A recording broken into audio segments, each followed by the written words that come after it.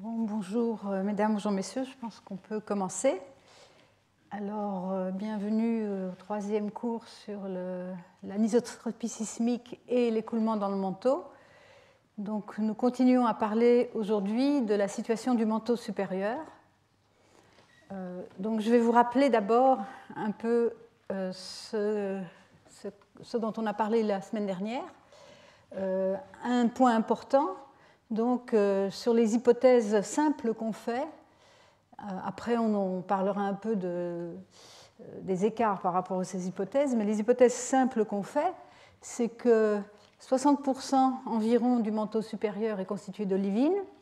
L'olivine est, au point de vue cristallin, anisotrope, avec une structure orthodrombique et un axe de vitesse rapide ici, A, comme ceci, qu'on dénote aussi en général par la direction 1, 0, 0, et deux axes plus lents, avec des différences de vitesse entre ces deux axes-là, moins importantes qu'avec l'axe rapide, ce qui fait que malgré la symétrie orthorhombique, on va simplifier un peu et dans beaucoup d'études, on va supposer que la symétrie est hexagonale, parce que ça nous permet de passer de 9 constantes élastiques indépendantes à 5 dans le cas d'une symétrie à axe vertical. Et si on rajoute une inclinaison, ça nous fait 2 angles en plus, donc ça nous en fait 7. Donc on essaie à tout prix de diminuer le nombre de constantes élastiques qu'on doit pouvoir déterminer.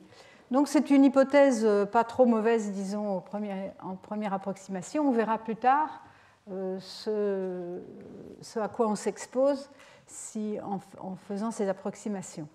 Alors donc ça c'est la première partie, la première remarque importante sur l'importance de l'olivine. Il y a bien sûr aussi l'orthopyroxène qui a une partie importante de la composition du manteau, qui est aussi anisotrope, dont on parlera un peu aussi, comment il contribue à l'anisotropie observée donc de manière macroscopique par la sismologie. Mais pour l'instant, on ne va pas s'en préoccuper. Donc, l'autre hypothèse importante vient du fait des observations en laboratoire de la déformation de l'olivine sèche en cisaillement simple, en supposant que le cisaillement simple est de grande ampleur, donc des déformations importantes au cours des temps géologiques. On s'aperçoit que l'axe des vitesses rapides, donc l'axe A, s'aligne pratiquement dans la direction de la déformation. Ici, c'est la direction du cisaillement, donc on va avoir un gradient de déformation dans cette direction-là, dans la direction perpendiculaire, et l'axe A, donc l'axe rapide, va s'aligner dans cette direction-là. Ceci n'est plus tout à fait vrai si le cisaillement, même en cas de cisaillement simple de petite ampleur, et bien sûr, on peut avoir d'autres situations de contraintes. Dans le cas de la compression uniaxiale, comme ceci, où la compression est perpendiculaire ici à l'échantillon, et on voit la déformation est dans cette direction-là, l'axe A s'aligne aussi dans cette direction-là. Donc on a, disons, en première approximation, on a une situation assez simple où on va supposer que l'axe rapide de l'olivine va s'aligner dans la direction de l'écoulement qu'on va supposer être un écoulement simple correspondant à du cisaillement simple. Alors, donc on va combiner, on va parler aujourd'hui, donc on va commencer par parler des observations d'ondes de surface. Ensuite, je parlerai des observations d'ondes de volume. Je vous ai indiqué la semaine dernière qu'il y avait deux types d'observations d'ondes de surface qui manifestaient la présence d'anisotropie. C'était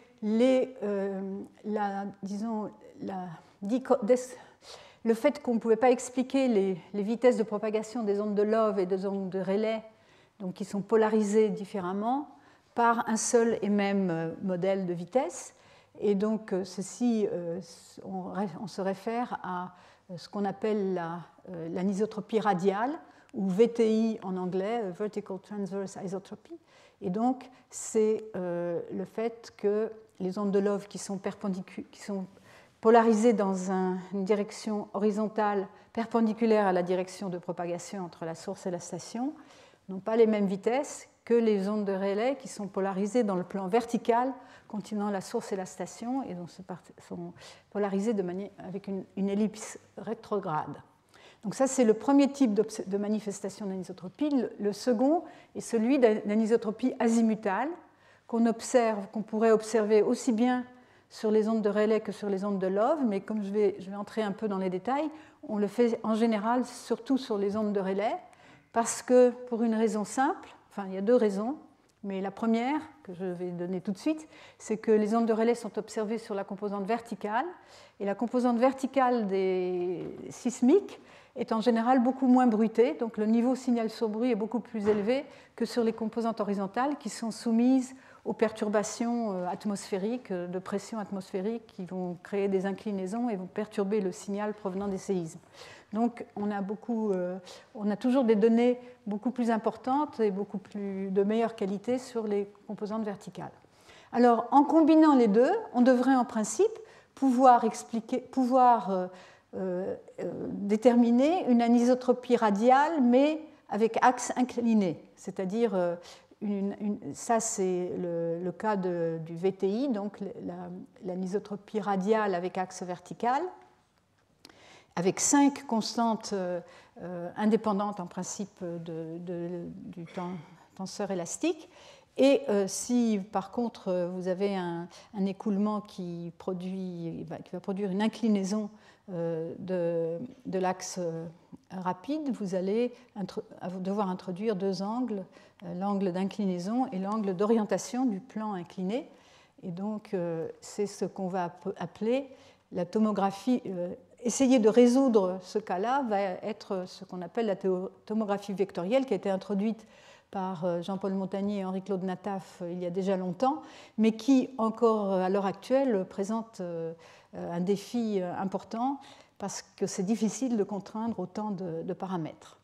Et donc ici, bien sûr, c'est encore, malgré tout, sous l'hypothèse de l'anisotropie, de la symétrie hexagonale, donc pas vraiment la vraie symétrie de l'olivine, qui est orthorhombique.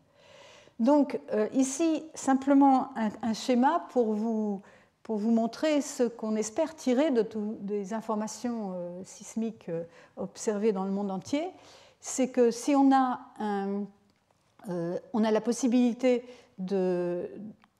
par tomographie sismique, de déterminer en tout point du manteau ou en tout point d'une région du manteau les vitesses, la partie isotrope, donc la partie qui ne dépend pas de la direction de propagation. Cette partie va nous renseigner en tout premier lieu sur la température, donc les régions lentes, plus lentes que la moyenne, qu'on désigne dans notre communauté en général par des couleurs rouges, vont correspondre à des régions plus chaudes que la moyenne, et les régions bleues, donc plus rapides au point de vue que la moyenne, au point de vue des vitesses mesurées, correspondront à des régions plus froides. Donc on va associer ça avec la partie montante d'une cellule de convection et l'autre avec une partie descendante. Mais les vitesses elles-mêmes ne nous renseignent pas sur la direction des écoulements. Il nous faut ajouter l'anisotropie. L'anisotropie radiale, exprimée ici par le rapport des vitesses des ondes polarisées horizontalement aux vitesses des ondes polarisées verticalement. Donc ici, les ondes de Rayleigh sur les ondes de Love. Le paramètre est, par définition, c'est le carré de ce rapport. Et les variations latérales de ce rapport-là, on peut montrer qu'il va être supérieur, les vitesses SH vont être supérieures aux vitesses SV lorsque vous avez un écoulement horizontal, suivant toutes les hypothèses que je vous ai déjà présentées. Et par contre, dans les régions d'écoulement vertical, vous aurez VSV supérieur à VSH. Et donc, en combinant les deux, vous pourrez déjà dire si vous êtes en présence d'un courant montant ou d'un courant descendant. C'est un schéma tout simple d'une cellule à 2 dimensions. Et ensuite, l'anisotropie azimutale va vous permettre d'orienter cette cellule, ici qui est une cellule en 2D, c'est bien sûr très simplifié, très schématique, par rapport au nord. Donc,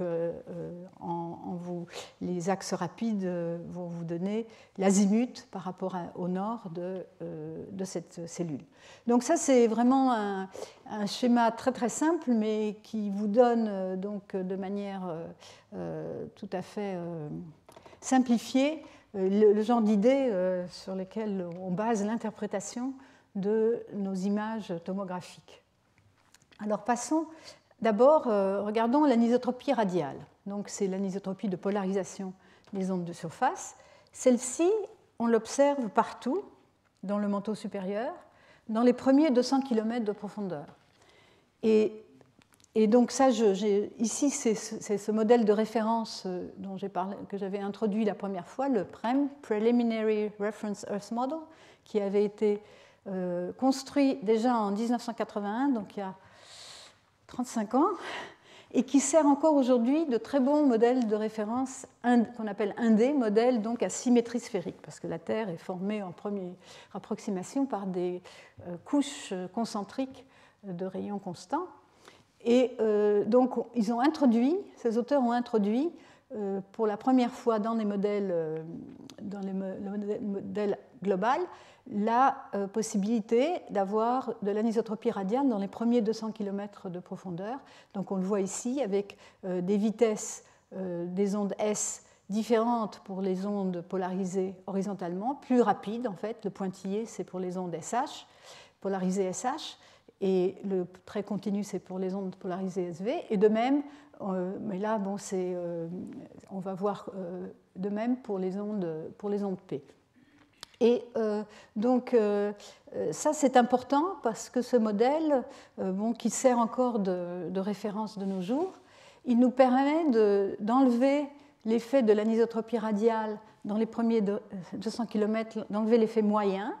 On peut imaginer que puisque les plaques lithosphériques constituent une couche limite pour la convection, l'essentiel des mouvements et des déformations va être horizontal, donc ça n'est pas trop étonnant qu'on ait besoin d'introduire cette anisotropie radiale dans cette partie superficielle du manteau.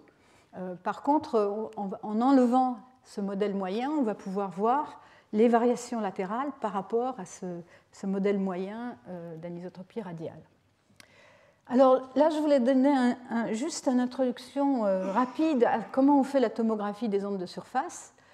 De manière classique, parce qu'actuellement on est en transition vers des méthodes plus sophistiquées qui utilisent directement la forme d'onde, mais comme je vous l'ai expliqué la dernière fois ou dans le premier cours, les ondes de surface sont dispersives, c'est-à-dire que leur vitesse dépend de la période, et en fait on commence par mesurer des courbes de dispersion, donc par exemple la vitesse de phase ici, donc on mesure la phase de l'onde de surface entre la source et la station, donc qui va nous moyenner la structure entre la source et la station sur le grand cercle qui rejoint la source et la station, et on va regarder la variation de cette vitesse de phase par rapport à un modèle de référence que j'indique ici par C0.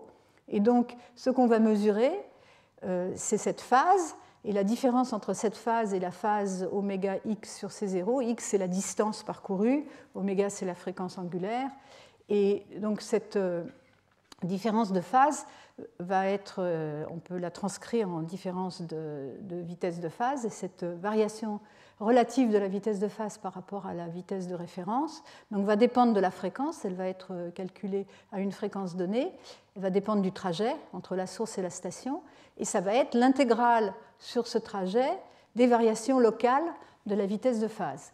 Donc, dans un premier temps, on va mesurer cette quantité-là, donc entre toutes les sources et toutes les stations, et ensuite, on va mettre l'ensemble de ces données, on va constituer un système d'équations linéaires qui, donc basé sur cette équation-là, qui va nous permettre de relier toutes ces observations aux variations locales de la vitesse de phase. J'aurais dû mettre oméga ici, puisque les variations locales aussi vont être à une fréquence donnée. Donc d'abord, on fait les mesures sur les trajets source-station, ou entre deux stations, par exemple, c'est encore mieux. C'est encore plus précis, puisque quand on fait entre une source et la station, on va avoir un effet de la source aussi, donc je n'entre pas dans ce genre de détails. Mais, et ensuite, quand on aura toutes ces courbes entre tous les trajets source et station, on va former un système d'équations linéarisées qui va nous permettre d'avoir les variations locales de la vitesse de phase. Ça va faire intervenir une paramétrisation, par exemple en bloc ou dans un référentiel, par exemple, décrit par les harmoniques sphériques. Si on regarde à l'échelle globale, on va déterminer les coefficients des harmoniques sphériques ou d'autres, disons, bases de fonctions. Et donc, une fois qu'on a fait ça, on aura pour chaque fréquence une carte des anomalies de vitesse de phase à cette fréquence donnée. Et donc, il reste une autre étape qui est on va maintenant se focaliser sur un point du globe. Dans ce point du globe, on peut reconstituer la courbe de dispersion en ce point-là en fonction de la fréquence, puisqu'on va prendre dans chaque carte la valeur correspondant à toutes les fréquences. Et à partir de cette courbe de dispersion, on va faire encore une inversion, mais maintenant locale, pour avoir la variation avec la profondeur de la vitesse. Et ça, on le fait au moyen d'une équation qui est de ce type-là, où on relie la vitesse de phase à une fréquence donnée en fonction de la position, donc ici latitude et longitude, à l'intégrale sur toute la profondeur, depuis le centre de la Terre jusqu'à la surface, de la vitesse, dont la variation par rapport à la vitesse de référence, toujours un modèle 1D de référence, en ce point, mais en fonction de la profondeur, au moyen d'un noyau de sensibilité qui va dépendre de la fréquence et de la profondeur. Donc en fait, l'observation de la vitesse de phase à une fréquence donnée, c'est, disons, une intégrale pondérée des vitesses à chaque profondeur, pondérée par un noyau de sensibilité qui dépend de la fréquence et qu'on calcule par la théorie des perturbations à partir de la théorie des modes propres de la Terre. Donc, ici, dans notre cas spécifique, on est en présence d'une distribution de vitesse qui va varier en tout point, donc latitude, longitude et profondeur, va varier aussi avec l'azimut, ce que j'appelle psi ici. On va avoir un terme qui ne dépend pas de l'azimut, c'est ce qui va nous donner la composante d'anisotropie radiale, et des termes qui vont dépendre de l'azimut, et au premier ordre, ces termes vont dépendre des multiples 2 et 4 de l'azimut, et on va faire des simplifications ensuite, et tous ces coefficients-là vont dépendre des constantes élastiques, donc du milieu, à cet endroit-là, à cette profondeur-là et à cet endroit-là de la Terre. Donc voilà, ça paraît compliqué, mais donc ces trois étapes chacune d'elles bien définies,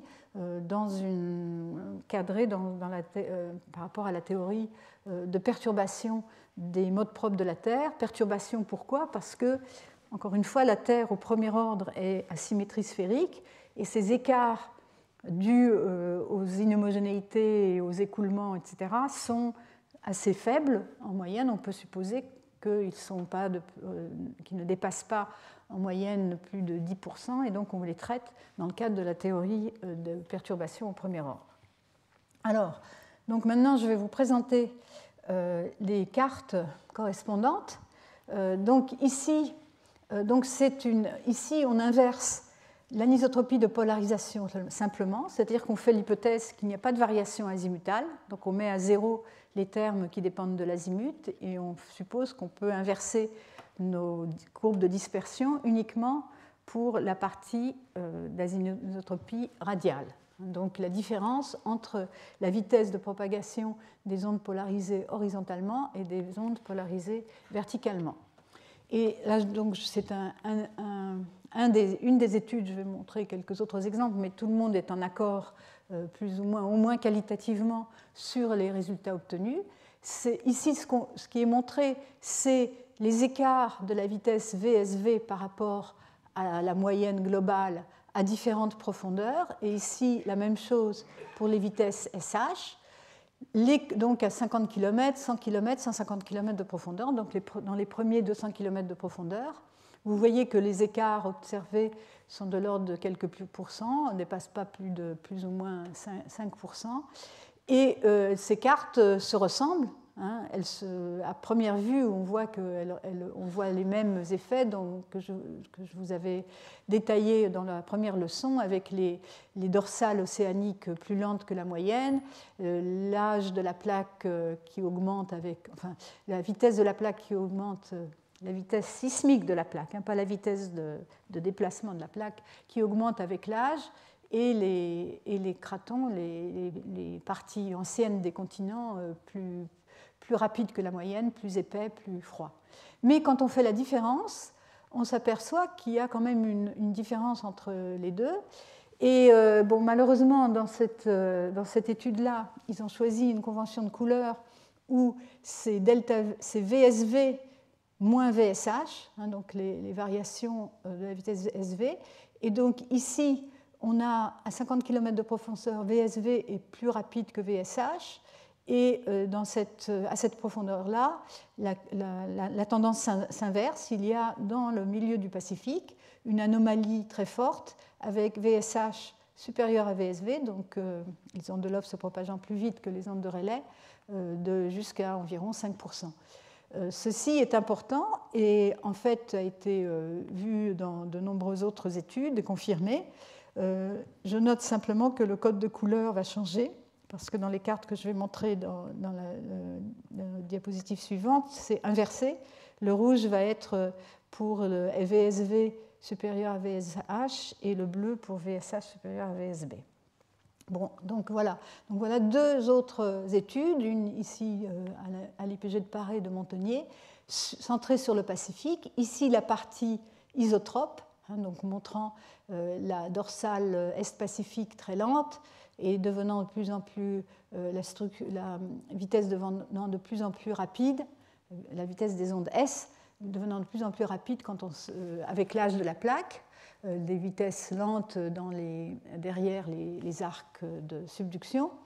Et ici, ce paramètre xi, donc toujours le rapport entre vitesse SH sur vitesse SV au carré, montrant cette anomalie au centre du Pacifique. Anomalie maintenant présentée en bleu parce que c'est les vitesses SH qui sont supérieures aux vitesses SV. Ça, c'est une étude de mes étudiants à moi, montrant, parce que je voulais montrer ça, qui montre la même chose. Hein, autour de 150 km de profondeur, on voit cette anomalie au centre du Pacifique, mais on voit aussi une anomalie similaire dans l'océan Indien. Donc, ce n'est pas forcément uniquement une caractéristique de l'océan Pacifique, mais on voit ça aussi dans les bassins océaniques. On remarquera le rouge ici dans les régions continentales. C'est parce qu'on a enlevé la moyenne du modèle PREM. Si on avait mis en vitesse absolue, tout serait complètement bleu ici. Donc ceci, c'est des variations relatives par rapport à un modèle qui est déjà lui-même anisotrope. Il y a déjà un peu d'anisotropie azimutale. Et quand on s'enfonce à plus grande profondeur, dans cette étude, on avait pas mal de résolution en profondeur à cause du type d'onde qu'on utilisait, non seulement le mode fondamental des ondes de surface, mais aussi les harmoniques.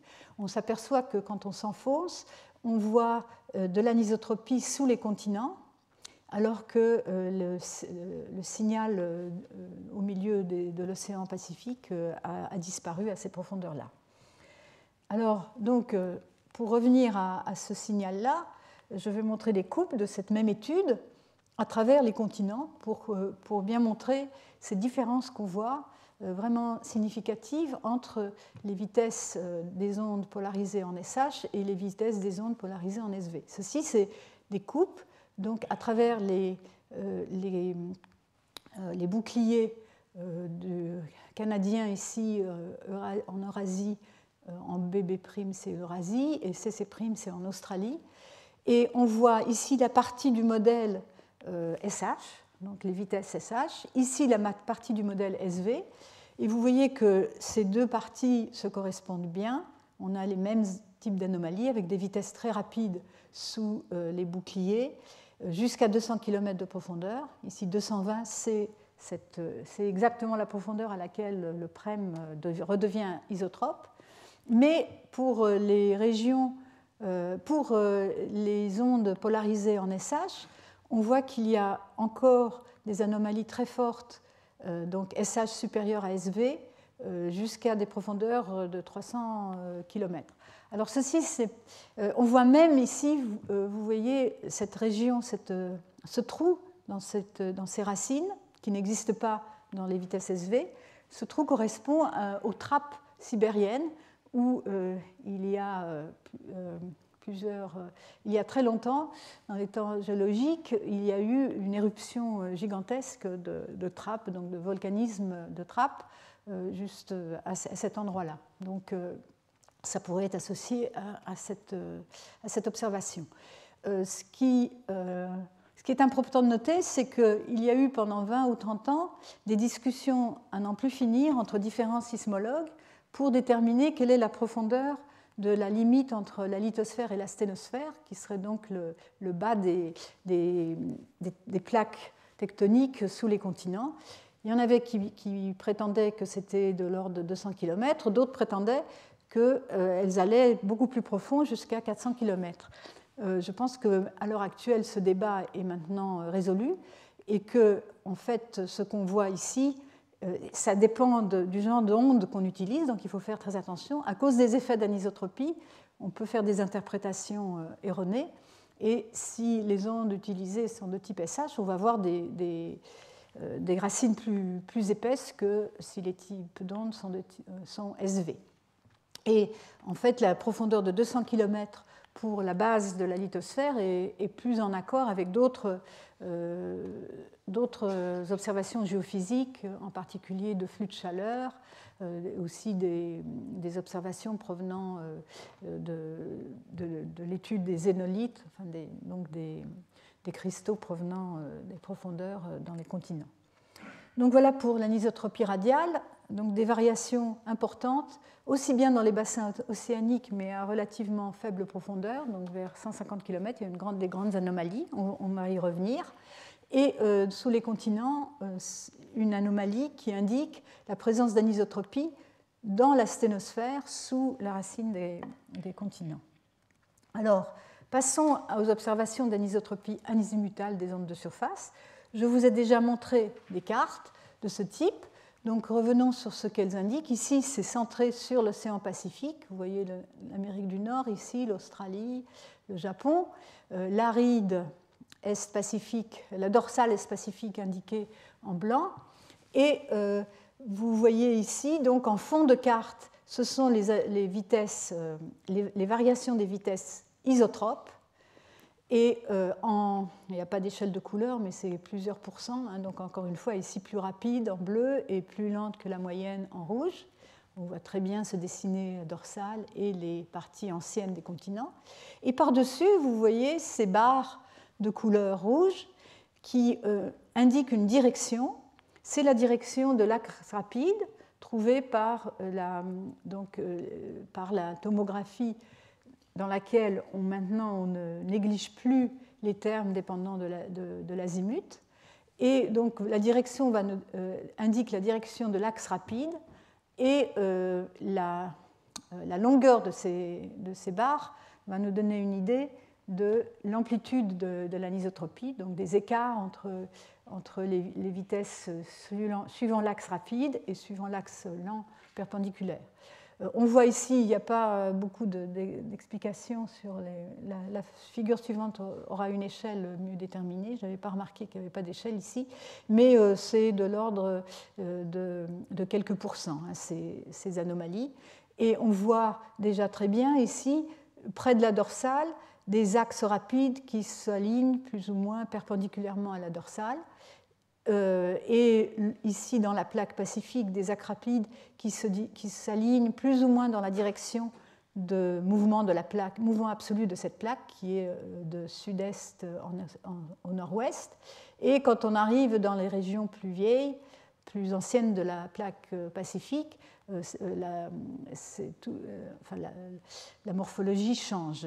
Donc, On va expliquer, je vais vous expliquer pourquoi. Ici, c'est à une période de 60 secondes, donc ça n'a pas été inversé avec la profondeur, mais la sensibilité maximale, si on multipliait par le noyau de sensibilité, on verrait qu'à cette période-là, la sensibilité maximale est de l'ordre de 80 à 100 km de profondeur. Ici, c'est une carte que je vous ai déjà montrée, mais centrée maintenant sur l'Amérique du Sud et l'océan Atlantique. Encore une fois, en fond de carte, les anomalies de vitesse isotrope, la partie isotrope, et les barres indiquant les anomalies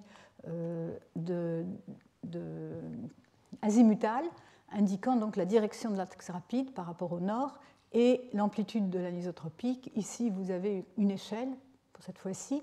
Donc, une barre de cette longueur-là indique 2% d'anisotropie, donc totale, entre donc, la différence de vitesse entre la vitesse rapide et la vitesse lente. Et vous voyez encore une fois donc les axes s'aligner plus ou moins perpendiculairement à la dorsale ici. Et ensuite, pour des âges plus âgés, la situation change. Ici, dans la plaque Nazca, vous avez une direction aussi plus ou moins alignée avec la direction de mouvement de cette plaque.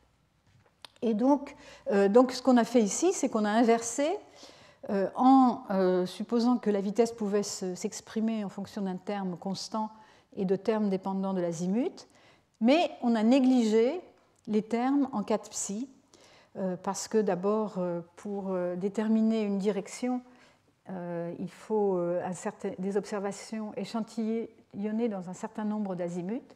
C'est comme quand on fait un spectre de Fourier, il faut au moins 2 mesures par période.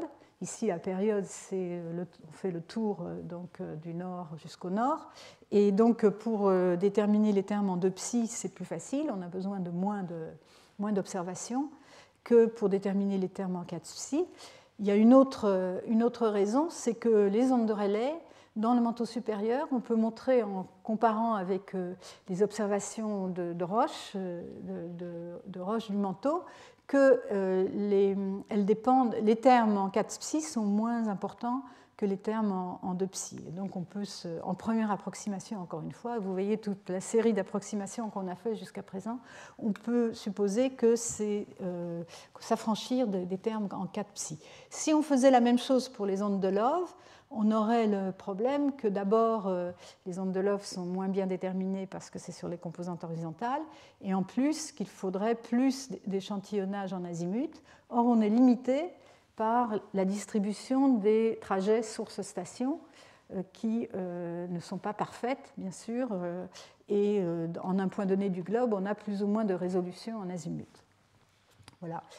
Alors donc, il y a eu beaucoup d'études globales de ce type-là. Ici, c'en est une autre centrée sur le Pacifique, mais montrant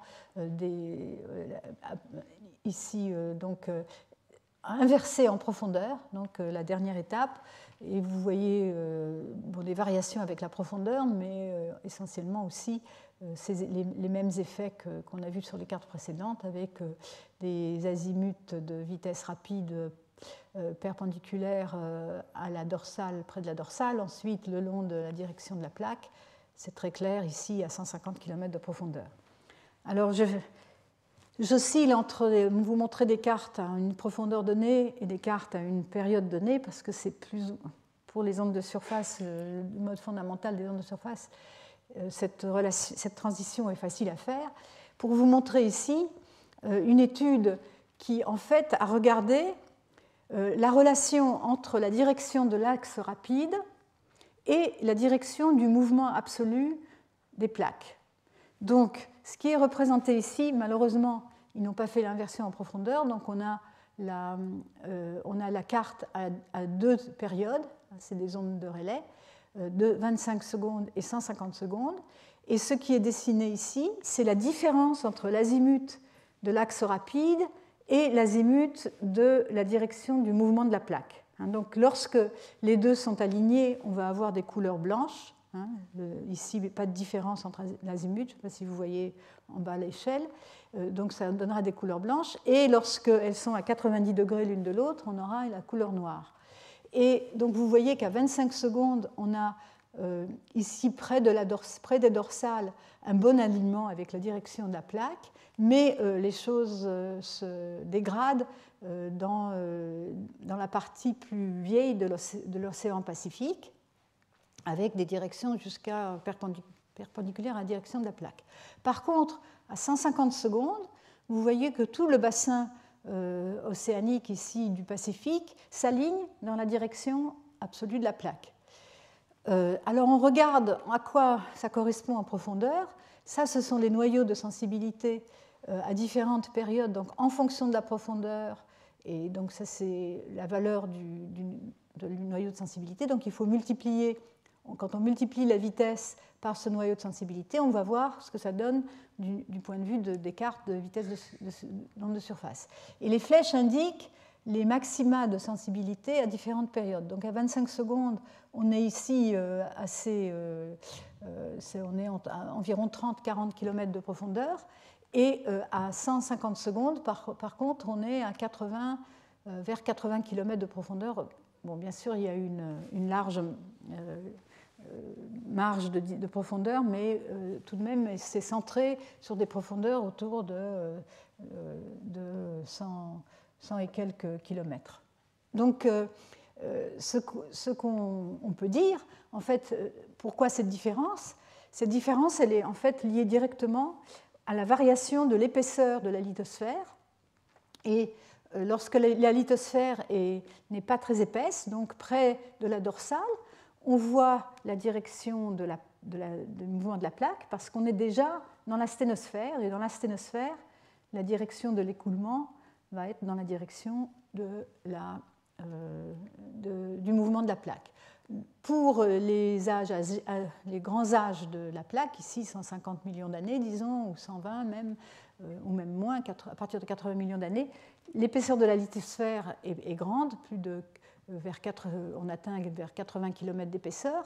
Et donc, ici, à 25 secondes, on est encore dans la lithosphère. Et donc, ce qu'on voit, c'est la manifestation de l'anisotropie qui a été, en quelque sorte, gelée au moment où la lithosphère s'est refroidie.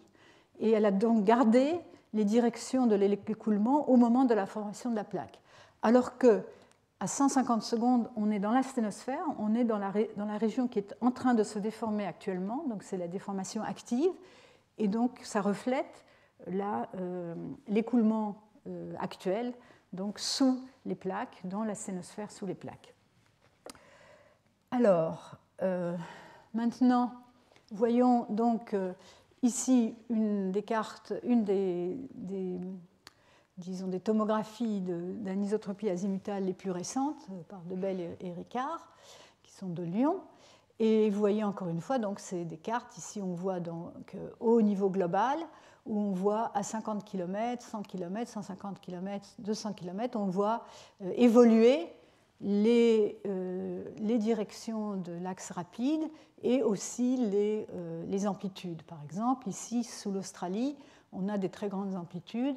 Ici, on donne l'échelle, 4% d'anisotropie totale. Et on voit très bien, comme dans les cartes précédentes, dans l'océan Pacifique, la direction changer dans les régions plus vieilles de la plaque. Et donc, on peut commencer à essayer d'interpréter ça un peu plus. Mais encore une fois, au premier ordre, on voit donc ici, j'ai repris à 50 km et à 150 km de profondeur. On va voir que les directions des axes rapides correspondent à 50 km plutôt bien dans les régions anciennes de la plaque pacifique en particulier, avec les directions absolues des plaques fossiles, les directions fossiles donc. C'est les directions absolues qu'avaient les plaques à l'époque de leur formation, qui donc ont été reconstituées par la géologie et la tectonique. Et on voit bien cette correspondance, c'est assez frappant dans l'océan Pacifique, ça l'est moins dans l'océan Atlantique. Et sur les continents, bien sûr, on ne peut pas faire ce genre de correspondance. Et par contre, à 150 km de profondeur, ici on compare la direction des axes rapides observés par la sismologie et les directions absolues de plaques actuelles. Alors il existe différents modèles de direction absolue des plaques qui ne sont pas tous en accord partout. En tout cas, ils sont plus ou moins en accord, en très bon accord sur la plaque pacifique, qui est la plaque qui se déplace le plus rapidement, donc pour lesquelles c'est le plus facile à déterminer. Mais vous voyez très bien la correspondance entre les vitesses rapides ici sur cette plaque pacifique, donc en bleu foncé, avec cette région-là. Et de même, les directions de la plaque australienne, ici, et les directions de l'axe rapide dans la région ici, surtout au sud de l'Australie. Les directions de même de la plaque indienne, avec la direction de l'anisotropie sous l'Inde. Voilà. Et par contre, vous remarquerez quand même que les directions ne coïncident pas aussi bien sous les continents. Il y a beaucoup plus de différences dans les régions continentales, je vais en reparler. Mais pour l'instant, focalisons-nous tout de même encore sur les continents. Sur les océans, par contre, c'est frappant cet bon accord avec les directions absolues des plaques. Et en fait, au niveau global, ça colle vraiment très bien. Ça, c'est une étude récente de Becker et al. Comparant maintenant un au-dessus de l'autre les directions obtenues, donc d'axes rapides obtenues par la tomographie, et en vert, donc ça c'est en bleu, et en vert, le modèle de direction absolue du mouvement des plaques, Absolute Plate Motion.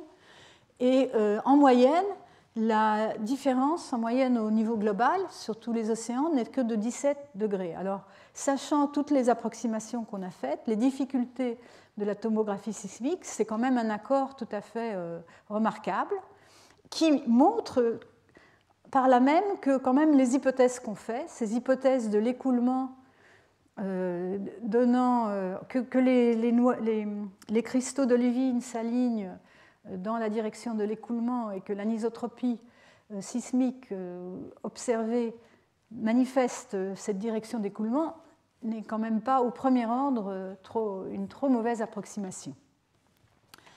Alors regardons maintenant encore une fois de plus près, parce que maintenant on a des méthodes de plus en plus performantes de tomographie qui nous permettent de voir de plus en plus de détails.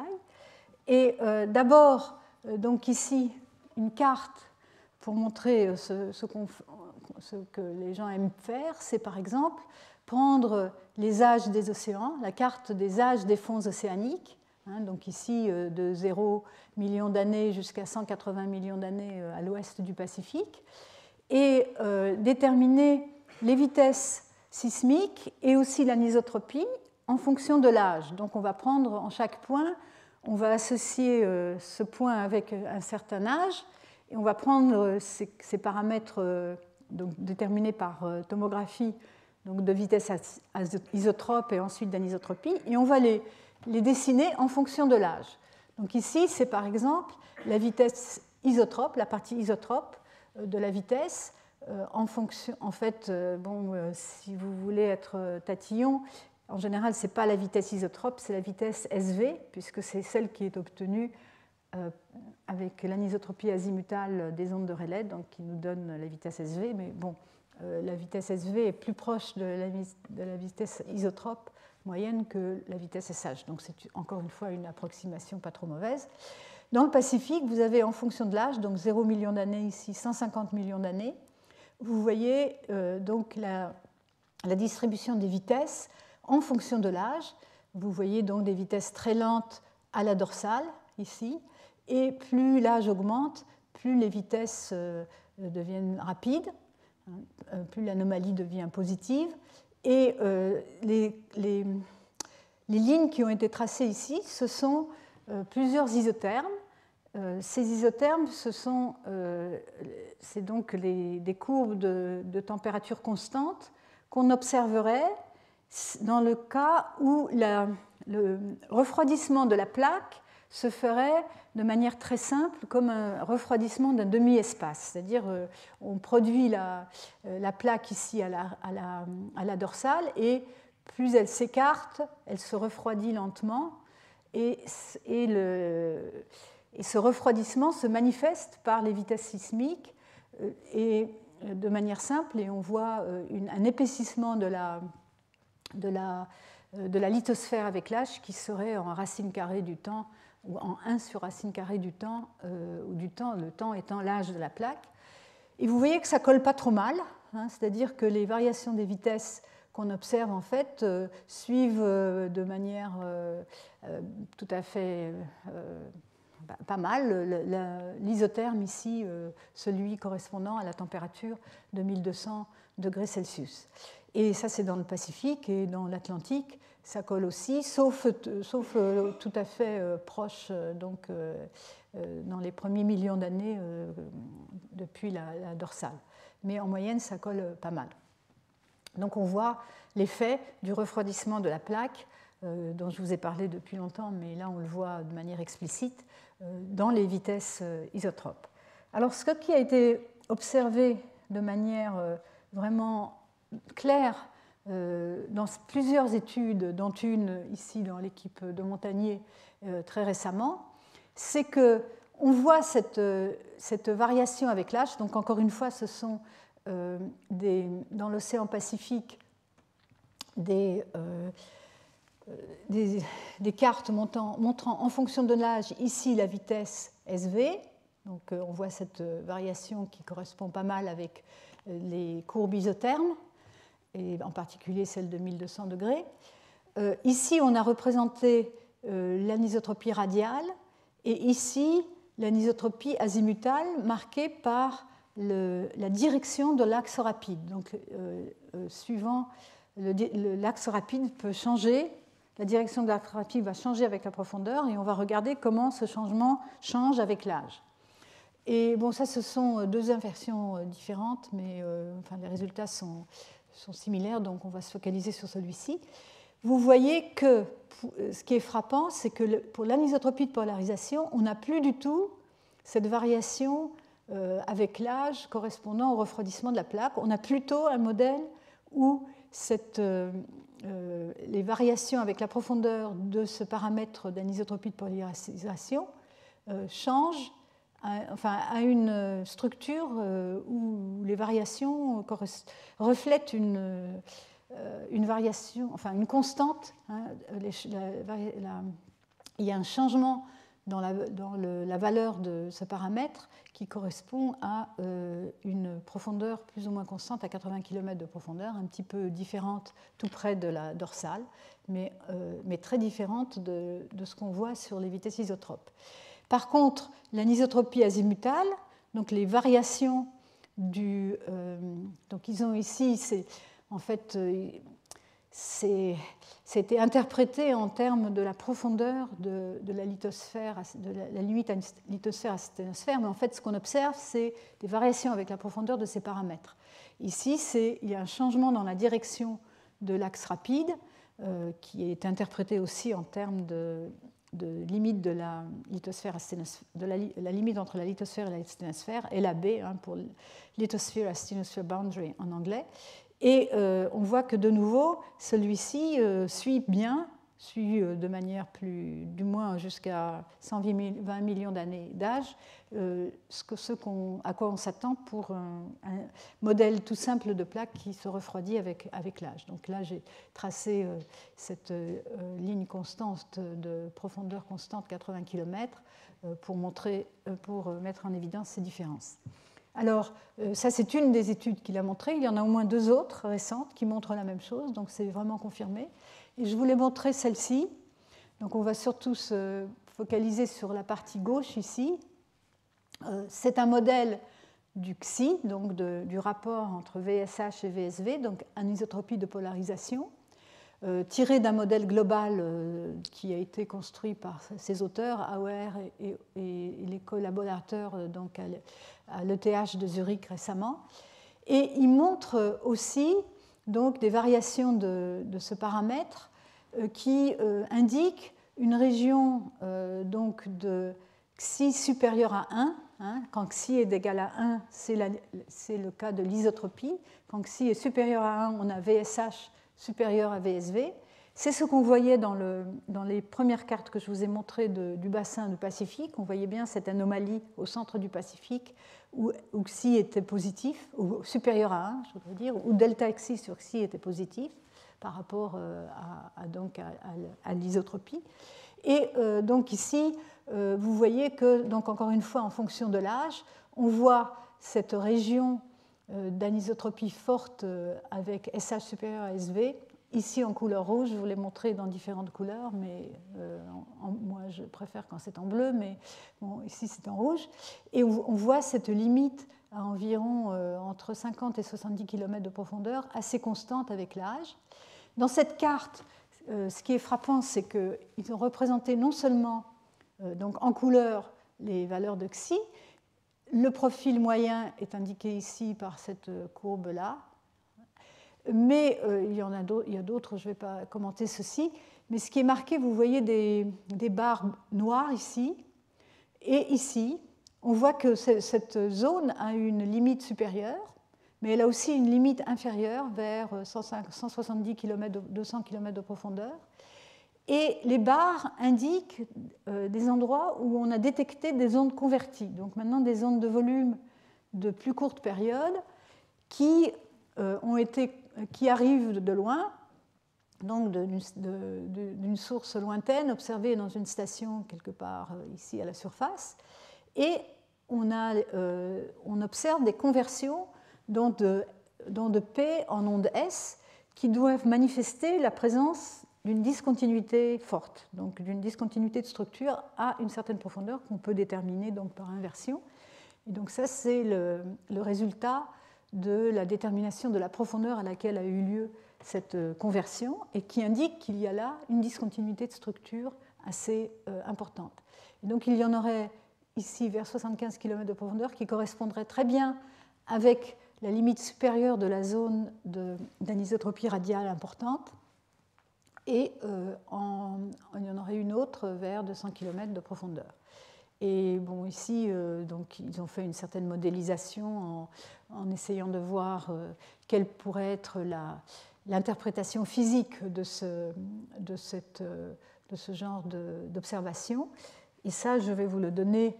Donc, ils arrivent à avoir un modèle qui reflète assez bien les observations sismiques donc, par tomographie. Et comme toujours en sismologie ou en géophysique, on finit par faire des dessins, des dessins pour représenter les idées.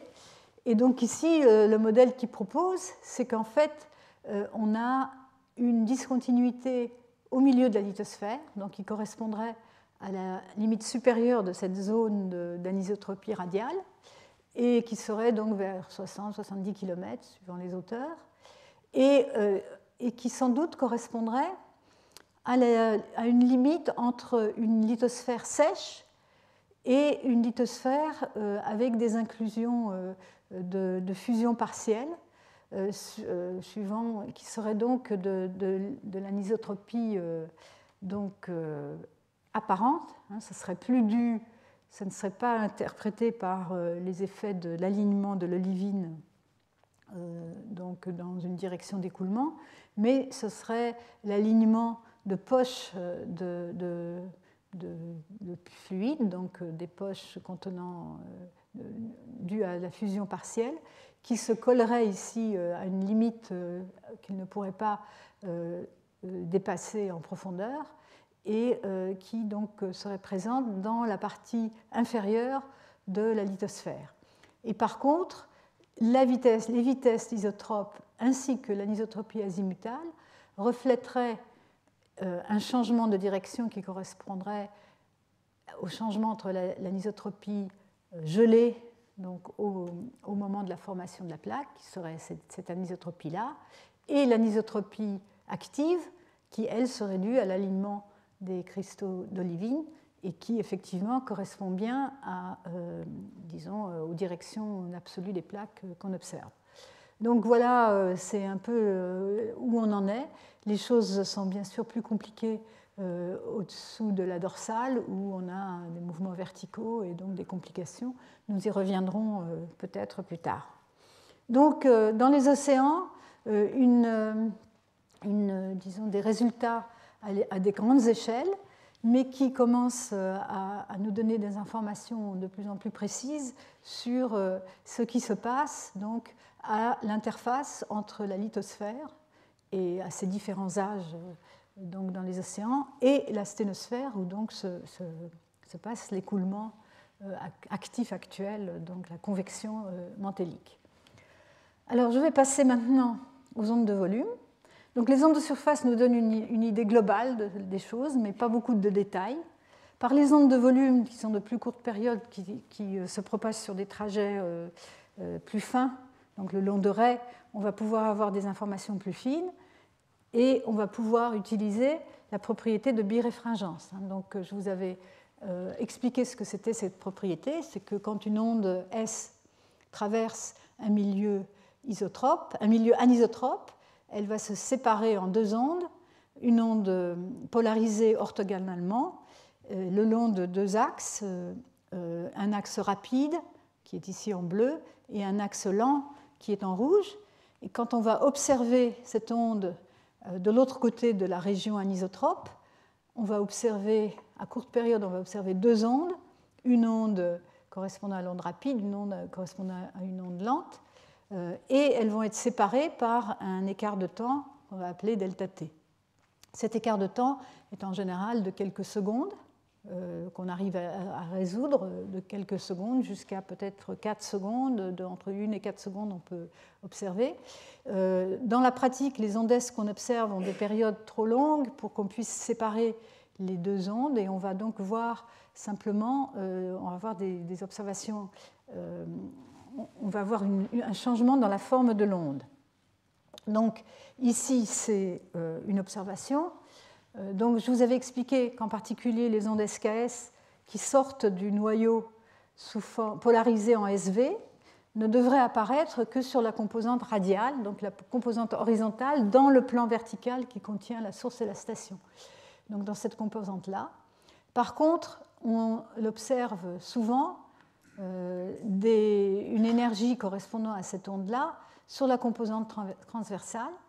Et, ça, et associé à ça, on peut regarder le mouvement des particules, c'est-à-dire recomposer les deux vecteurs, le vecteur radial, le vecteur transversal, pour avoir le vecteur total, et regarder donc comment se comporte en fonction du temps ce vecteur total. Et on voit que la polarisation, donc ici on va avoir la composante radiale en fonction de la composante transverse, on va voir que cette polarisation est elliptique. Dans le cas où il n'y a pas d'anisotropie, on aurait une polarisation linéaire, et en plus, cette polarisation linéaire devrait être comme ça verticale, puisqu'on ne devrait rien voir sur la composante transverse. Le fait qu'on ait une polarisation inclinée pourrait être dû à deux effets. L'un, c'est l'anisotropie, manifestée ici par l'ellipse, et l'autre, si c'était linéaire, ça pourrait être dû au fait que les ondes ont été déflectées, défléchies du plan du grand cercle et arrivent de côté. Donc le fait que ce soit incliné, ça n'indique pas l'anisotropie, mais le fait que ce soit une ellipse, en fait, la composante transverse, on peut montrer qu'au premier ordre, c'est la dérivée par rapport au temps de la composante radiale, et elle est décalée. Et donc, en mesurant ces propriétés de cette ellipse, il y a plusieurs méthodes qui ont été développées. Je ne vais pas entrer dans le détail des méthodes, mais ce à quoi on tend, c'est essayer de trouver le modèle anisotrope manifesté, exprimé par le delta t et la direction de l'axe rapide, qui va expliquer le mieux la présence de la composante transverse. Donc on va essayer de trouver le modèle qui va nous permettre d'enlever l'énergie sur la composante transversale. Donc on va corriger la présence de cette énergie sur la composante transversale en introduisant un modèle anisotrope. Et donc les quantités qu'on mesure, c'est l'écart entre l'onde rapide et lente, le delta t, ici, et la direction de l'axe rapide, en supposant que l'axe est rapide, que la symétrie est une symétrie d'axe rapide horizontal. Bon, là, je vais peut-être passer là-dessus, mais l'idée, c'est justement, on a des observations, et on se débrouille pour enlever l'ellipticité du mouvement des particules. Et donc, une fois qu'on a corrigé, on va avoir toute l'énergie sur la composante SV et il reste pratiquement rien sur la composante SH. Et ça va nous donner ces deux quantités, donc le delta T et la direction correspondante. Alors, ici, un exemple ensuite de comment on représente ça. C'est une étude à laquelle j'avais participé sur l'Amérique du Nord, donc quelques stations.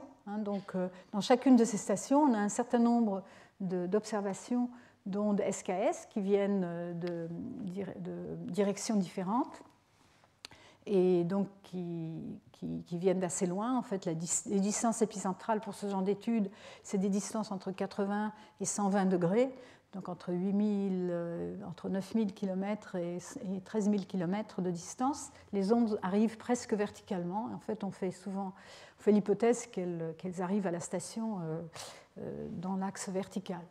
Et donc, ce qu'on indique ici, c'est l'azimut, donc la direction par rapport au nord de l'axe rapide.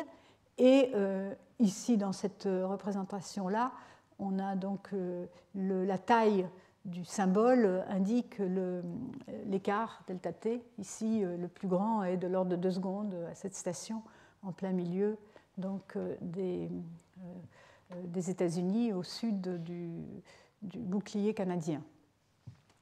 Cette station-là a également une grande amplitude d'anisotropie. Ici, on avait aussi pu déterminer l'anisotropie à la station Kipapa, qui est donc sur l'île de Hawaï. Alors ça, c'était en 89. De nos jours, on a le privilège d'avoir beaucoup plus de stations, et en particulier sur l'Amérique du Nord. L'Amérique du Nord a été couverte littéralement de stations dans les dernières 9 ans. En fait, ils ont commencé en 2007. C'est un réseau de 400 stations qui s'appelle USRA, qui s'est déplacé progressivement de l'ouest vers l'est des États-Unis. C'est fini, ils ont atteint maintenant la côte est. Ils se sont déplacés, les stations étaient une séparation d'environ 70 km entre 2 stations, 400 stations déplacées périodiquement tous les ans d'une certaine distance pour couvrir l'ensemble des États-Unis. Et donc les gens se sont précipités, bien sûr, pour déterminer le splitting ou la birinfringence des ondes SKS, qui est une mesure relativement classique maintenant, relativement facile à faire, encore qu'elle peut être sujette à de nombreuses erreurs, parce qu'il faut quand même avoir une bonne distribution azimutale, sinon pour déterminer la direction de l'axe rapide. Et vous voyez ici un exemple de couverture. Donc encore une fois, c'est toujours, on montre la direction de l'axe rapide et l'amplitude ici, c'est 1 seconde donc de splitting. Maintenant, donc là, c'est plus des ondes de surface, c'est maintenant on mesure l'écart entre l'arrivée de l'onde rapide et l'onde lente dans le splitting des ondes SKS. Mais vous voyez qu'en fait, ce qui est intéressant, c'est que quand même, ces données s'organisent suivant des grandes régions. On a des grandes régions qui sont assez cohérentes au point de vue de la distribution de ces directions, de ces axes. On voit en particulier un changement ici entre la partie ouest de l'Amérique des États-Unis, qui est une région active tectoniquement, et la région centrale, qui est une région de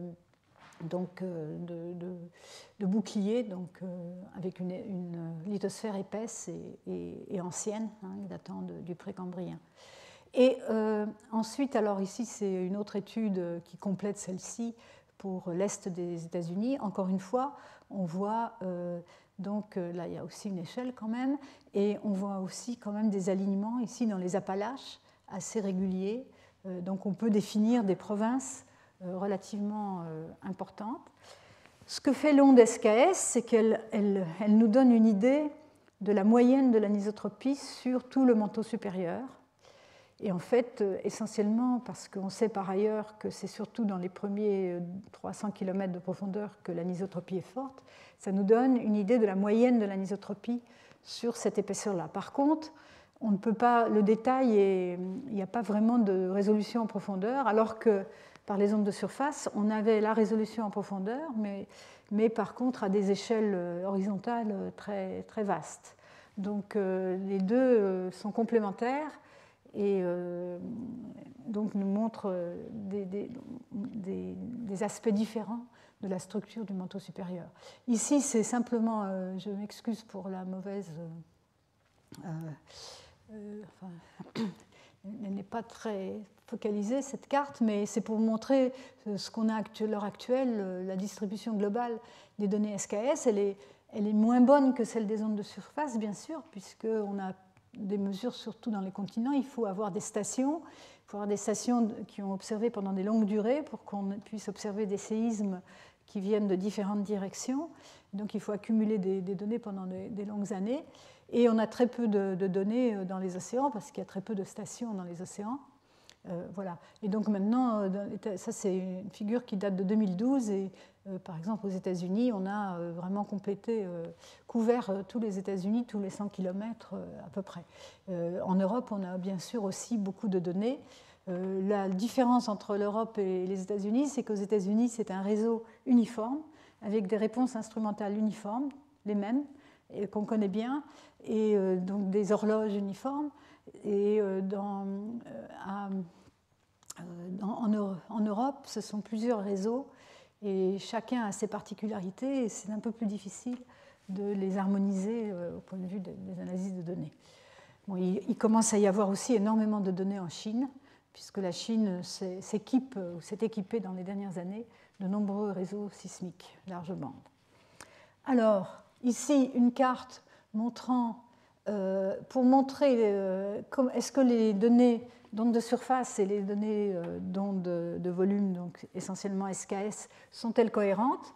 On s'aperçoit que ça l'est.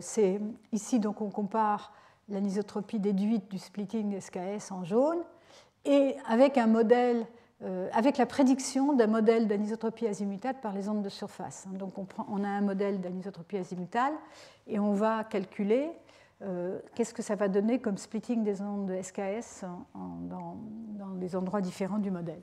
Et on voit que ça colle pas mal dans les océans, encore que les amplitudes... Oui, alors bon, il faut dire que les vraies données de splitting, c'est les points bleus. Cet auteur a voulu, disons, pouvoir comparer ces observations, et ce qu'il a fait, c'est qu'il a décomposé les mesures bleues sur tout le globe en utilisant une décomposition sur les harmoniques sphériques de faible degré. Vous voyez que c'est un petit peu limite, puisque comme on n'a aucune donnée, par exemple ici, les coefficients de la décomposition d'un harmonique sphérique ne vont pas être vraiment bien déterminés. Mais bon, on remarque quand même qu'il y a... ça se ressemble pas trop mal, certainement dans l'océan Pacifique. Je voulais montrer cette figure, mais en fait, je ne sais pas si je l'ai tellement bien choisie, au fin de compte, pour montrer qu'en fait, il y a surtout des différences dans les continents. Et la raison pour laquelle il y a des différences dans les continents, c'est justement parce que les ondes SKS nous moyennent sur tout le manteau supérieur, alors que les ondes de surface, elles ont surtout de la sensibilité dans les premiers 200 km de profondeur, et donc ne vont pas forcément voir dans les continents tout le signal qui existe sous la lithosphère, donc à des profondeurs plus grandes que 200-250 km. Et ça, nous l'avons montré dans une étude du continent nord-américain, où nous avons utilisé ensemble les données d'ondes de surface sur le continent nord-américain et les données de splitting des ondes SKS. Et bon, ici, vous avez une carte de l'Amérique du Nord montrant les unités géologiques sur le bouclier, hein, donc les âges archéens, protérozoïques. En fait, le bouclier canadien, il est plus ou moins organisé autour des zones de plus en plus jeunes centré sur une région centrale près de la baie d'Hudson. Et donc les âges sont de plus en plus jeunes quand on va vers les bords du continent. Ici, vous avez la limite entre la zone active, tectonique active, qui est le long de ce qu'on appelle le Rocky Mountain Front, et le bouclier lui-même.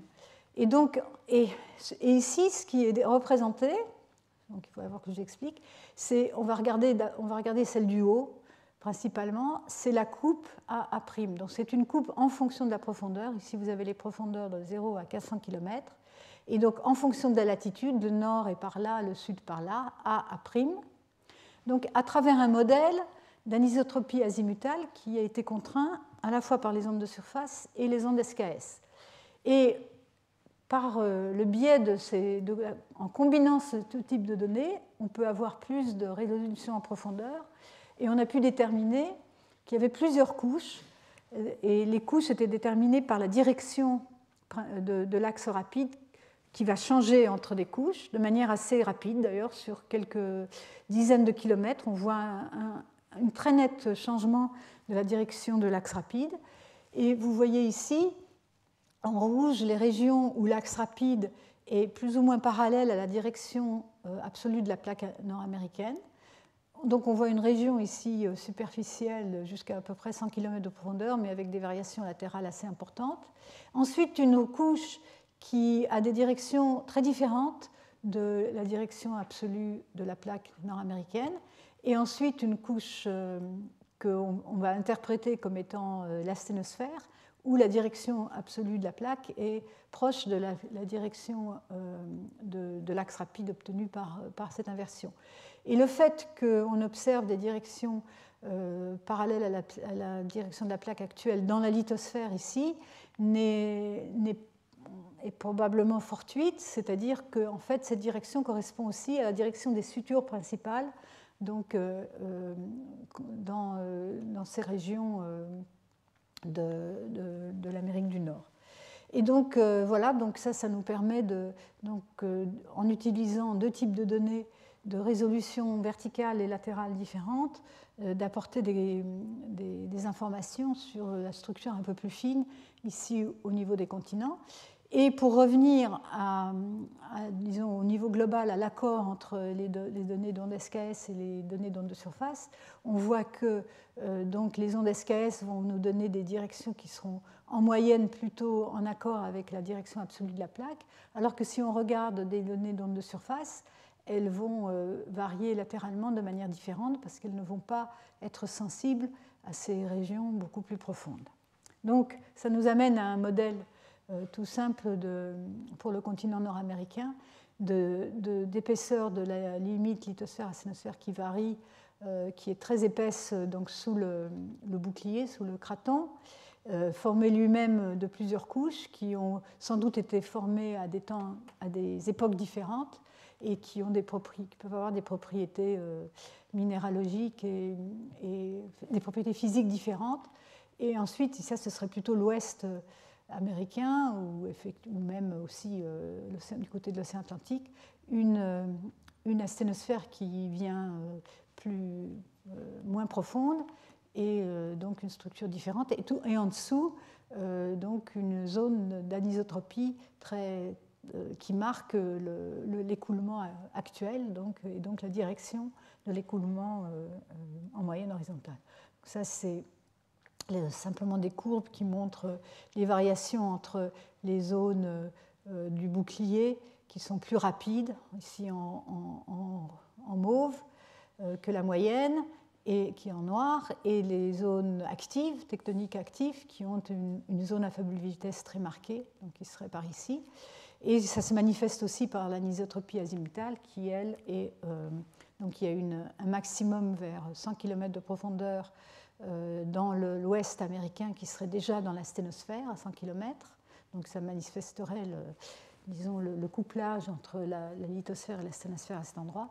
Par contre, dans le bouclier, il y a plusieurs couches et un maximum qui est peut-être plus fort que ce qu'on peut résoudre à l'heure actuelle, mais qui se manifeste sous la lithosphère, encore une fois, mais à plus grande profondeur. Voilà donc pour ceci. Je continue et je vais donc maintenant me focaliser sur l'anisotropie sismique dans les zones de subduction. Alors, dans les zones de subduction, c'est bien sûr une région très importante pour comprendre la dynamique du manteau. Et donc, on va essayer de s'aider des données d'anisotropie sismique, et ça va être surtout par les ondes de volume, puisque les ondes de volume vont pouvoir nous permettre d'avoir des détails, de voir des détails qu'on ne peut pas voir avec les ondes de surface qui moyennent sur des grandes distances. Et le genre de technique qu'on va utiliser, ça va être le splitting des ondes de volume. Donc SKS, je vous en ai déjà pas mal parlé, mais on peut y rajouter le splitting des ondes S ou des ondes SCS, ce sont celles qui se réfléchissent sur la limite noyau-manteau, qui, elles, on va devoir faire beaucoup plus attention pour leur interprétation, parce qu'on ne peut pas, a priori, les ondes S se propagent dans le manteau, et elles n'ont pas de raison d'être polarisées spécifiquement en SV au moment où elles arrivent dans le manteau supérieur. Donc il va falloir faire des corrections pour ces ondes-là, c'est plus compliqué. On peut aussi utiliser les variations azimutales des vitesses des ondes P. Alors pourquoi c'est intéressant ? C'est intéressant parce qu'on aimerait savoir ce qui se passe dans la subduction. Alors ici, j'ai rassemblé quelques images pour un peu montrer ce qui se passe. Donc vous avez la plaque qui plonge. Elle plonge jusqu'à la limite entre le manteau supérieur qui se déforme plus facilement et le manteau inférieur qui se déforme moins facilement. Maintenant, vous vous souvenez, je vous ai montré des cartes de tomographie montrant que les plaques vont s'étaler, certaines à 660 km de profondeur, mais certaines à 1000 km de profondeur. Donc ici, ce schéma n'est pas tout à fait correct de ce point de vue-là, puisqu'il montre une zone de subduction qui plonge directement dans le manteau inférieur. Mais disons, pour un peu comprendre les concepts, on va avoir d'abord donc le mouvement de la plaque. La plaque va avoir de l'anisotropie qu'elle aura acquise au moment de sa formation, et donc de l'anisotropie fossile, qu'on appelle fossile. Et autour, vous allez avoir des circulations, en dessous de la plaque, la circulation dans le coin ici au-dessus de la plaque, et donc on va distinguer ces différentes régions et essayer de comprendre les couplages. Est-ce que la plaque est couplée de manière forte, c'est-à-dire est-ce que la direction de l'écoulement et la direction du mouvement de la plaque sont associées de manière forte, ou bien sont-elles découplées de même manière, aussi bien en dessous qu'au-dessus de la plaque. Comment se passe l'écoulement dans le coin ici, où on doit avoir un retournement de la circulation. En plus, donc, autour de la plaque, il y a des phénomènes physico-chimiques importants qui se passent. La plaque entraîne de l'eau dans les roches. L'eau est enfermée dans les roches au moment de la subduction, et à plus ou moins grande profondeur, cette eau va se trouver libérée et va va donner des manifestations aussi bien au point de vue sismique que va donner lieu au volcanisme, fusion partielle, etc., qui va donc affecter aussi les observations sismiques et les écoulements. Donc à l'heure actuelle, on essaye d'aborder ces problèmes à la fois par les observations sismiques, donc en particulier les observations de tomographie isotrope et les observations d'anisotropie. Et on associe ça avec des modèles dynamiques où on fait certaines hypothèses, essentiellement des modèles numériques, mais aussi de temps en temps des modèles analogiques, donc des modèles en laboratoire, pour essayer de comprendre comment se comporte la plaque aussi. Est-ce qu'elle plonge directement? Est-ce qu'elle s'aplatit? Est-ce qu'elle recule aussi? Il y a la notion de recul de la fosse, hein, ici la fosse qui marque la limite entre la plaque et la plaque qui plonge et la plaque qui est de l'autre côté au-dessus de la zone de subduction. on observe dans certaines régions un recul, donc la plaque recule au fur et à mesure, et donc aussi il va créer des perturbations dans l'écoulement qu'on essaye de comprendre en fonction de l'âge de la plaque, de la vitesse de subduction et d'autres paramètres de ce type. Donc, alors voyons comment les méthodes sismiques d'observation. Donc là, on va pouvoir associer différents types d'observations. Des observations locales, on a beaucoup de séismes le long de la zone de subduction. Ce sont ces fameuses zones de Benioff, où on observe des séismes jusqu'à 680 km de profondeur. Donc on va pouvoir exploiter ces séismes, observer dans des stations locales, au-dessus de la plaque. Là, on va pouvoir observer les ondes S directes, les ondes S directes, et le splitting de ces ondes S va nous renseigner sur l'anisotropie dans la lithosphère au-dessus de la plaque, dans la lithosphère de la plaque qui ne plonge pas, et dans le coin ici du manteau. D'autres mesures peuvent être faites avec des données télésismiques, donc des données à grande distance, et donc il y en a de deux types. Les ondes, l'utilisation des ondes SKS, donc avec lesquelles vous avez fait connaissance déjà, donc ces ondes qui arrivent, les sources sont très loin et elles arrivent ici comme ça, elles sont observées à la station, on va observer leur splitting, elles arrivent presque verticalement, et celles-ci vont traverser le manteau sous la plaque plongeante. Elles vont être aussi affectées dans une certaine mesure par l'anisotropie dans la plaque et au-dessus de la plaque. Et par contre, vous pourrez aussi étudier l'anisotropie des ondes S, qu'on appelle donc les ondes S télésismiques, les sources dans la plaque et les observations à grande distance. Celles-ci vont aussi traverser la zone sous la plaque et aussi une partie dans la plaque, mais ne vont pas être affectées par l'anisotropie si elle existe au-dessus de la plaque plongeante. Par contre, elles ont un défaut, c'est que le long du trajet de l'onde S, et surtout dans la région de la station, dans le manteau supérieur, on s'attend à ce qu'il y ait beaucoup d'anisotropie, et donc pour trouver les effets pour avoir la partie de l'effet qui est due à cette région-là, il va falloir d'abord corriger de l'anisotropie dans la région du manteau supérieur autour de la station. Et donc ça va être possible uniquement aux stations où on a déjà une très bonne connaissance de l'anisotropie par les ondes SKS, donc par l'étude des ondes SKS à ces stations-là. On va avoir un modèle d'anisotropie azimutale et on va corriger les ondes S pour l'effet de cette anisotropie.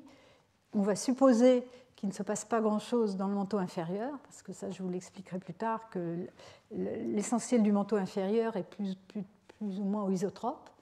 Et on va donc pouvoir avoir aussi des renseignements sur cette région-là.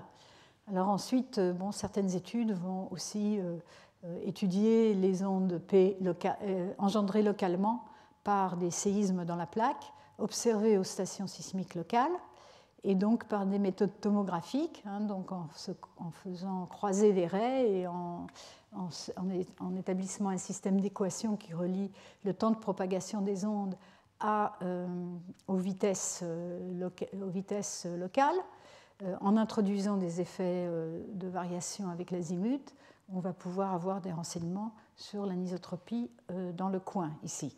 Mais ça aussi, ça présente des difficultés dans la mesure où on a déjà pas mal de difficultés d'avoir la variation isotrope avec simplement les temps de propagation des ondes P. Donc si on y rajoute des paramètres à déterminer en plus, qui sont les termes de variation azimutale, ça devient assez rapidement instable. Et donc, alors j'oubliais, le dernier type d'ondes qui sont parfois utilisées, ce sont des ondes converties, donc des ondes qui arrivent de loin, mais sous forme de P, et qui se convertissent en général sur la limite supérieure de la plaque, et sont observées sous forme d'ondes S dans les stations, donc des ondes converties PS qui vont nous renseigner non seulement sur la profondeur de la plaque, mais aussi par certaines propriétés avec la variation avec l'azimut de ces zones converties, on va pouvoir aussi avoir accès à l'anisotropie dans cette région-là. Voilà, donc ça c'est pour vous donner une idée de type d'onde qu'on utilise pour essayer, en rassemblant toutes ces données, de voir qu'est-ce qui colle, où est l'origine de l'anisotropie observée, où est l'origine du splitting des ondes S observées ou des variations azimutales des ondes P. Alors, donc, on va distinguer l'anisotropie dans la partie supérieure, au-dessus de la plaque plongeante, ça peut être dans la lithosphère et dans le coin du manteau, dans la plaque elle-même, donc anisotropie fossile dans ce cas-là, et celle dans le manteau sous la plaque. Alors, pour vous donner, je pense que je vais faire encore vous parler de... Donc ça, c'est les 3 régions. Ah oui, j'avais fait pour vous indiquer les 3 régions sur lesquelles on va se focaliser pour essayer de distinguer les propriétés et donc avoir accès à l'écoulement dans ces différentes régions. Alors, ce que j'ai pensé faire, c'est de vous montrer un exemple d'étude, et j'ai encore le temps de vous montrer ça, et on arrêtera là. Alors, c'est une étude qui a été faite par un groupe en Angleterre, un cas d'étude donc dans la zone de subduction ici entre l'océan Indien et l'océan Pacifique. Vous voyez Bornéo ici, c'est la zone de subduction appelée la zone de subduction de Sangihe, qui donc ici une carte de l'océan Indien, la zone, la fosse de Sunda ici. Vous reconnaissez certains éléments, les Philippines ici. Et donc, en plus de détails, en zoom, on trouve cette zone de subduction ici, et donc, en plus de détails, la même. Donc, on va regarder ce qui se passe dans cette région-là. Alors, vous voyez que c'est quand même assez compliqué comme région. Donc, on peut se demander si l'écoulement qu'on va trouver là est vraiment un écoulement typique. Mais je l'ai choisi parce que c'est très clair la façon dont ils ont travaillé. Donc voilà. Donc ils ont utilisé d'abord des ondes S télésismiques. Donc ondes S télésismiques, ça veut dire qu'ils ont des sources dans la région étudiée et les stations sont lointaines. Et ils vont regarder dans des stations ici. En fait, ce sont des stations du réseau Géoscope. C'est un réseau français. J'y ai contribué puisque c'est moi qui l'ai installé, toutes ces stations-là. Enfin, pas moi directement, mais j'ai contribué à l'établissement de toutes ces stations ici en Chine, en Inde, ici en Sibérie et à Dumont d'Urville, la station française de l'Antarctique. Et donc, dans ces stations-là, on a des données depuis très longtemps. Cette étude est de 2012, mais ces stations, elles ont été installées dans les années 80, donc on a 30 ans de données. Et donc, pas mal de distributions azimutales. Donc, on a pu vraiment bien déterminer l'anisotropie des ondes SKS, par les ondes SKS, l'anisotropie autour des stations. On va corriger les ondes S de cette anisotropie. Et ce qui reste, le résidu, on va l'interpréter comme étant... ayant son origine dans la zone de subduction. Ensuite, ils ont aussi des ondes S locales, donc des ondes S observées dans les stations, les quelques stations, ils n'en ont pas beaucoup. Il y a une station MNI ici et l'autre DAV. Donc les ondes S locales sont indiquées. Donc ça, c'est le résultat de l'analyse qui va être indiqué à l'endroit où... à différentes profondeurs, suivant la profondeur du séisme local, on va indiquer Vous voyez ici ces courbes, ce sont des courbes de profondeur constante dans la zone de subduction. Et donc les barres donc, montrant l'anisotropie sont indiquées à la profondeur correspondant, je pense que c'est la moyenne, entre l'endroit où a eu le séisme et la station, pour donner une idée des profondeurs. Et Donc différentes couleurs, rouge pour la station MNI, bleu clair pour la station, l'autre station DAV. Ensuite, ils ont en plus donc, les ondes SKS, qui sont, elles, observées donc, à la station MNI provenant de séismes lointains. Et vous voyez la distribution qui n'indique pas une direction d'axe rapide constante, mais quand même une direction générale avec un écart peut-être de 30 degrés, enfin, en gros nord-sud, enfin, presque nord-est, sud-ouest. Et les ondes S télésismiques qui, elles aussi, sont donc projetées à partir de là disons, à partir de la profondeur du séisme qui a été utilisé pour la mesure. Et donc on voit se distinguer quelques tendances. Bon, elles ne sont pas formidables, mais on voit déjà ici des tendances nord-sud, nord-est, sud-ouest, qui changent pour les séismes, pour les données locales avec des séismes plus profonds. Et aussi des amplitudes de l'anisotropie plus fortes. Une seconde, c'est les écarts d'une seconde ici. Et donc, voilà, alors donc je vais vite terminer. On ne voit pas, alors les auteurs donc ensuite regardent ici, pour les ondes S locales, le delta T en fonction de la profondeur du séisme, et voient que pour les séismes jusqu'à 300 km de profondeur, il n'y a pas vraiment de variation du temps de splitting avec la profondeur du séisme, ce qui indique que quel que soit le séisme, même s'il est très profond, enfin même s'il est plus profond que c'est le même splitting.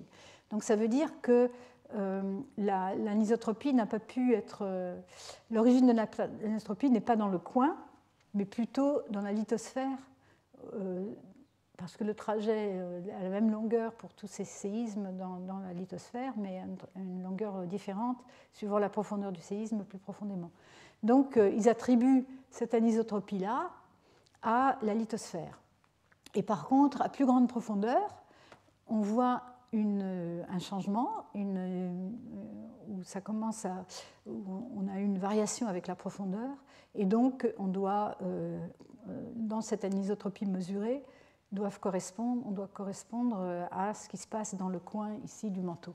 En plus, on a une tendance qui est que la direction de l'axe rapide est parallèle à la fosse pour ces données-là. Donc dans la lithosphère, on aurait une direction parallèle à la rapide par rapport à la fosse. Et pour les séismes plus profonds, donc dans le coin, la direction de l'axe rapide est perpendiculaire à la fosse, dans le plan du tableau.